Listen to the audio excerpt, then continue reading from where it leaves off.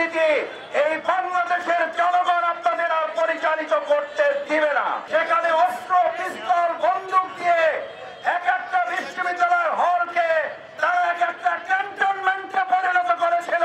ছাত্র শিবিরের অসংখ্য নেতা কর্মীকে আপনারা হত্যা করেছেন।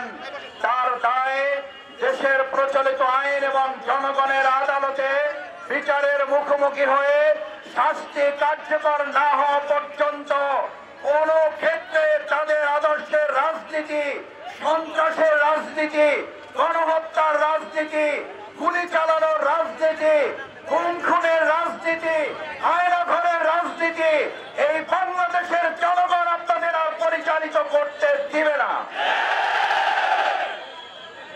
আপনারা 2009 সালে আপনাদের রাজনীতি শুরুই করেছিলেন। আজকে যে মেধা না কোটা, মেধা মেধা